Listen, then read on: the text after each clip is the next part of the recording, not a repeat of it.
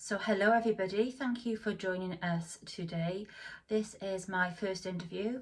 I plan to interview many mediums over the course of the next couple of weeks. My first interview is with the wonderful Tracey Ann Lewis. So many of you may know that she is my cousin. We started working together, I want to say about 8 years ago, maybe longer. It seems like a days, it's all gone so quickly. We set up Clean Spiritualist Centre together. After a couple of years, I took a step back and walked away from the centre because I needed to prioritise things that were going on in my life. So Tracy's taken it on and she's done fantastic things with the Clean Spiritualist Centre. And from there, she's also gone into an academy where she really devotes a lot of her time on helping other mediums, supporting other mediums and pushing them forward. I hope you like the interview. Please put loads of comments in below. So any questions that you'd like me to ask other mediums or any mediums that you think that might be interested in being interviewed, pop your comments below. Hope you enjoy the interview. Take care.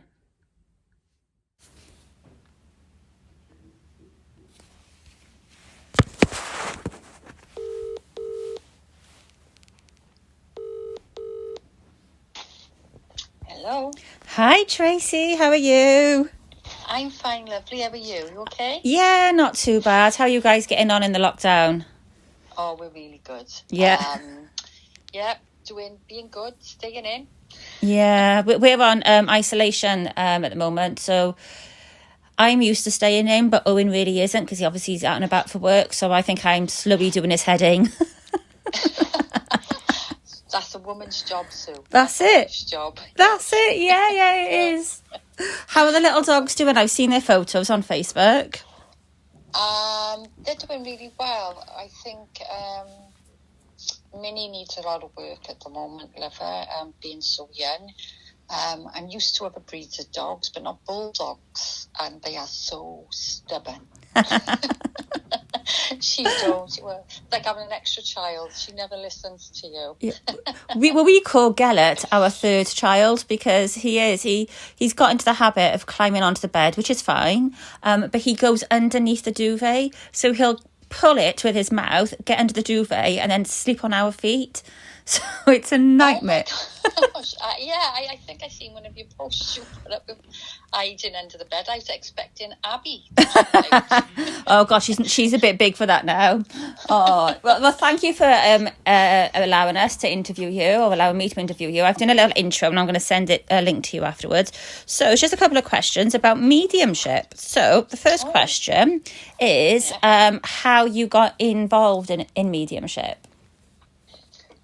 Wow. I know. I actually got involved. Wow.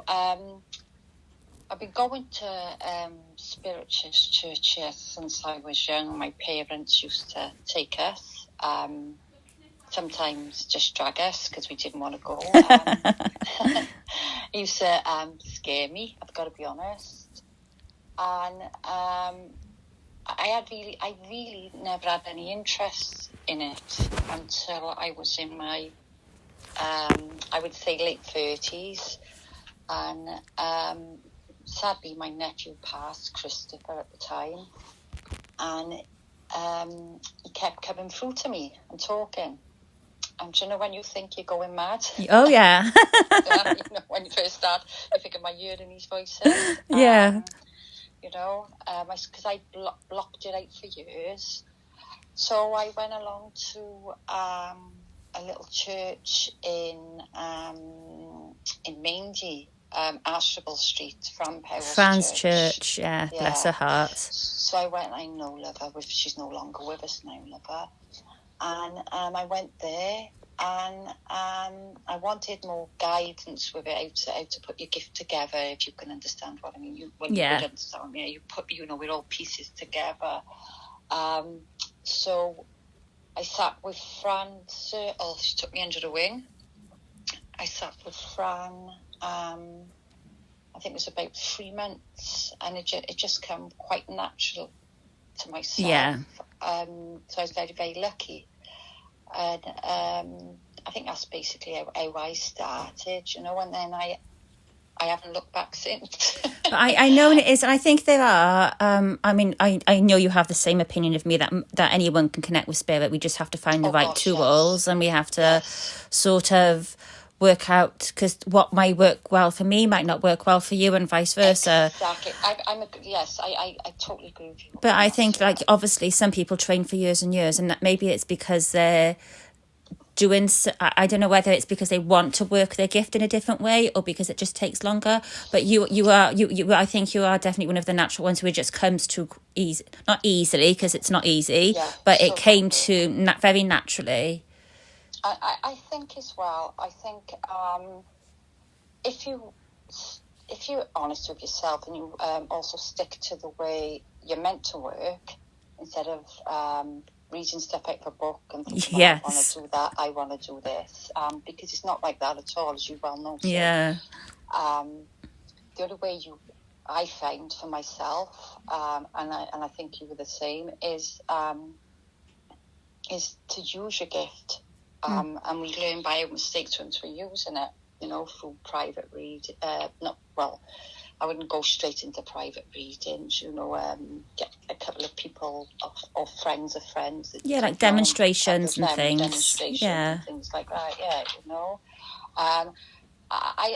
to me, I don't think there's any time limit. I think you could start off and be in it for a day and it all just comes naturally, or you can be in it for 25, 30 years and you still some people still struggle, it's just piece. It's like a jigsaw. It's just like piecing it all together, really. I wouldn't class it as anything anything special. I think we're all capable at some level of working with spirit. Yeah, I completely agree. I think as long as we're being true to the path we're supposed to be doing, then we'll be rewarded on that way. I completely agree. Yes, I mean, because I've watched, I've seen for myself where people have tried to work a certain way because they like that way. Yeah, but it's not a natural way of working. For them, or they think perhaps that it's that way will make them more popular or will help their profile, perhaps. Yes. So they try to push it in a direction that's maybe not natural for them. And I find then that's when things start to go wrong for you, basically. Yeah. Because you're not working or using all your gifts that you've got, because. We've all, even though we've got the majority, it's all the same. We use our gifts in different ways, communicate with spirit different ways, and yourself. So as it changes all the time as you're developing, and you never stop learning. Oh, 100%. So don't think I can go to Circle for a week and then I'm going to be this brilliant medium, because even when you go it alone and you're out there, you're still learning. Absolutely. And it's also listening to your own energy. I mean, you taught me that, when you need to stop and have a break. I mean, I tend to take all of December and most of January off work. And then I've just started my readings back up in the last couple of weeks, and it's that butterflies in your tummy, or can I still do it? Exactly. But then when I do go back to work, and I knew you were really good at explaining that to me in the beginning, that it's kind of like I've gone up a level, my information is more detailed because I've taken that break. And also that respect for myself and my energy, as well as working with spirit. So I just spot on there. I think as well, sometimes people think, well, if I take time out for myself, or I'm not keep pushing myself or helping people, that you're selfish, and you're not. No. I think it's being selfish when you don't look after your own energy. 100%. And you don't take time out for yourself, because at the end of the day, as we both know, you can work yourself into the ground and it's no good. No, it's not. And like you said, I think the biggest gift you can give to spirit is to looking after yourself and your energy too. Exactly. Right, so let's get on to some funny stuff now, because I know you've got a million amazing stories. So what do you think is your funniest story from working with spirit? I think you know this. I don't know, because we've done so many crazy things together. It could be anything. You're probably going to kill me for this. I can remember. I think we hadn't long been out there working together, and we pulled up outside where I live, and I seen the spirit of a fella. So I get out the car and I turn around to you and say, make sure you lock the car when I get out. And you locked the car. It wasn't until you got home and you phoned me to say, why did I lock the car? I don't know. Yeah, because that'll stop them getting in, won't it? And it was your face. You was like, okay. I don't think I'll ever forget that. Oh, yeah, I remember that. God, that was so funny, yeah. Oh my gosh. It's crazy how your mind works when you're in spirit mode as well, isn't it? You kind of just... Yeah, I know. It was like, I think we just finished a show or something, and it struck me off, and so we were still in that mode. Yeah. And it's like, make sure you lock that car door. Yeah, but your mind kind of goes to places it wouldn't go to. I don't know who felt sillier, you for locking it or me for saying it. Oh gosh, I remember when we were coming back from Lancaster Vower Manor, when we went up there for a walk around, and it was like there were people standing on the road on the drive all the way home. Can you remember that? And I had to stop the car for something. I can't remember why. I think it's because, that was right. Wasn't my eyesight affected or something like that? And I had to pull in by a stream of water. And you're going, water attracts them. Don't park by the water. And we were telling, that's right, because we were telling, was it ghost stories or I think stories as well? Something like that. Like, what happens if we find a dead? Or no, there was a dead body found. Don't pull over by it. Yeah, that was right. Oh, you can't. People think that if you work with spirit, you're not afraid of some things. But even now, I've been touched more recently, like physically touched. And as much as it doesn't scare me, I'm still not used to it. It still gives me a bit of the shivers. So we don't always get used to everything, do we? No, we don't. And I got to be honest. It's people who woke up who are still alive or frighten me. I can turn around and go, oh my gosh, and it's okay, you're alive, it's fine. Well, I hope so. Sometimes if you hear a voice, you turn around and it's like, oh, it's only spirit, that's fine. But then when there's somebody standing there, you're like, oh my God, it's an actual person. Yeah, it's an actual person. They look at you so shocked. Oh, yeah. Oh, it's funny. It's so funny. Because you've got something similar to me with the glazed expression. So when you're connecting, with or without realising it, you kind of get that glazed look on your face. Yes. And I've had so many people look at me as if I'm being rude or just point blank ignoring them. But it's not that I'm not listening. It's just I'm not listening to them. I'm listening to spirit. Yeah.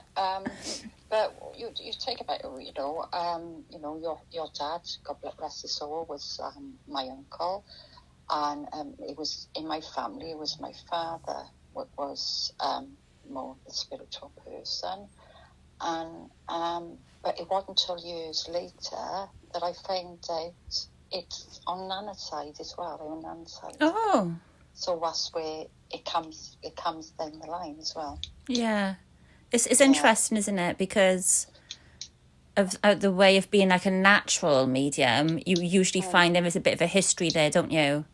Yeah, exactly. Not all the time, but there is. No. And it just goes to show, because I mean, remember Nan, they virtually couldn't talk about it. They didn't speak to my mum for a while because she married a spiritist. Yeah. So it's so funny and to find out it's actually down the line anyway. And it's funny because if you go back like into the Victorian era where spiritualism was so popular and very in vogue, to then obviously religions and everything else like saying you condemn it and everything. And do you feel like there's a bigger movement now with spiritualism? Because I feel like everywhere I go somebody's either asking for a medium or talking about mediumship. Yes, I think that is, but I also think there's still a lot of stigma that goes with it. Yeah. And you know this yourself. I think we've both taken a lot of not so nice things on Facebook because of what we we do. Yeah. So I think it's equal. I think a lot of people are getting more interested in it, but there's still a lot of stigma because they don't fully understand. You know, I think people get frightened of things that, if they don't understand it. It goes naturally to the negative, doesn't it? And insults. Yeah. And I mean, I know you've had the messages just as bad as I have with threatening behaviour and all sorts. And that can be quite frightening, especially if you're going to a show and that day you've had horrible messages because you're thinking, oh my God, am I going to walk to my car okay? And you know, it is. Exactly. And you shouldn't feel that way. No, and you just wouldn't expect it No. in this day and age, which it's still a lot of stigma with it, you know, but thankful we're not getting burnt at the stake. But, years ago, but I think you're right. It comes from the lack of education or even empathy or just understanding of everything because, you know, spiritualism is a religion if you choose to identify it that way. And you wouldn't, well, I'd hope people wouldn't go messaging other people talking about their beliefs and calling them all sorts of names because they've got different beliefs. But unfortunately, that's life. I think that was going to be my next question about the worst thing about it or the negative thing about it. I think that would be the worst one for me. I think that's the worst one for myself. I've got to be honest, but I also think as well, if it's the same as everything, you've got that balance, haven't you? If everything was perfect about the way of life, then we wouldn't learn anything, would we? Really? Yeah. So I think you've got to have a balance where you're going to get the negative comments and you're going to get the good comments. And I'm a great believer. We all got we're down here to learn lessons. Absolutely. And if we didn't have a balance and everything was good, we wouldn't learn any lessons. So I don't think I would change anything about the way it is. I've got to be honest. I think even though it's not nice having things thrown at you or whatever else goes on, it learns you lessons. And I think it makes you stronger. I know it made you stronger. I know it made me stronger. And I know it's made other mediums out there is stronger. Well, not just mediums. Anything in life, you know.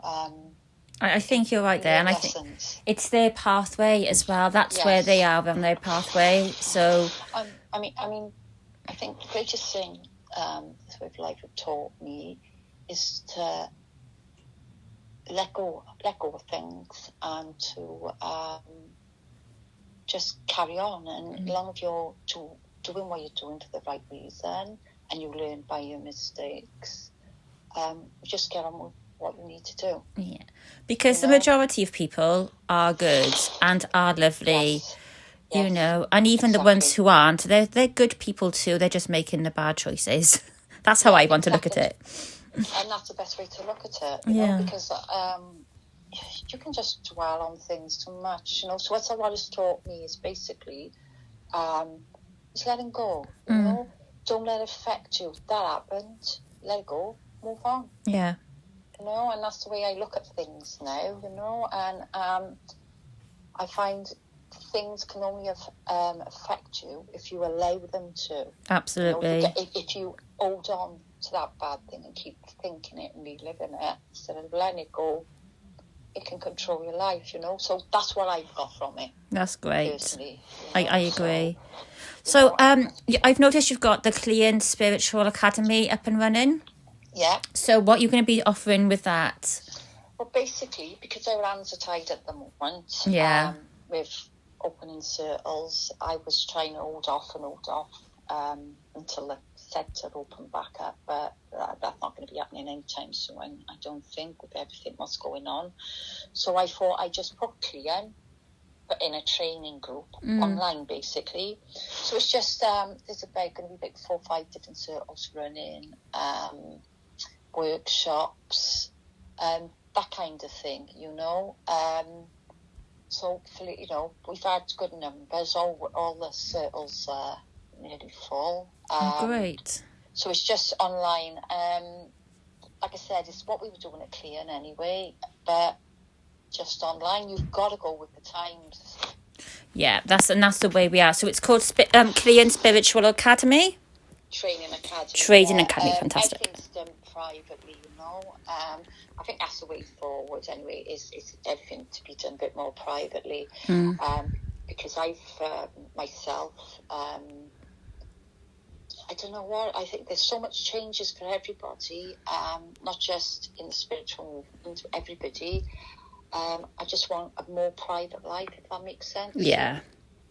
I think I think this whole thing is make us take stock of where we are, what we have, and really evaluate our life, hasn't it? Yeah, very much so. And I don't think it's, even though we've lost loads of people, it's going to sound so wrong. Perhaps it's what we all needed is to take stock. You know, because we took life for granted, really, didn't we? Everything we had, we took for granted. And it was like overnight it stopped.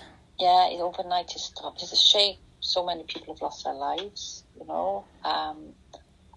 There's always lessons to learn from this, isn't there?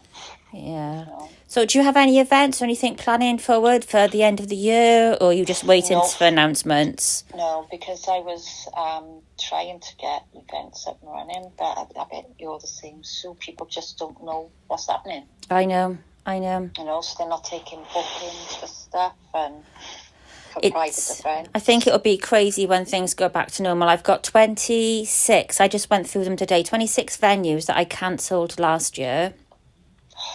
Wow. Because I had a whole tour planned and everything, and they all want me obviously to come back, but I'm not going to invest my time and energy in booking things and advertising when it might not happen. So I'm going to wait until everything's back open, but it's been back open for a while, and then I might do it. And it may be that I don't do anything this year, and that's fine, but it's just it can consume you, can't it?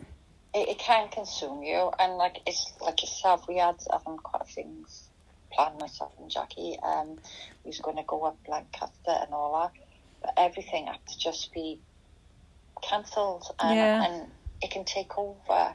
But you've just got to, instead of just swallowing, you've just got to think, well, no, it'll all be back. We just got to wait for it, innit? Absolutely. Well, thank you so much for your time. Oh, you're more than welcome. I'll be sending you this later, and good luck with everything. And you, sweetheart. All right. To talk to you. Cheers. Take care. And you. Bye. Bye. Bye.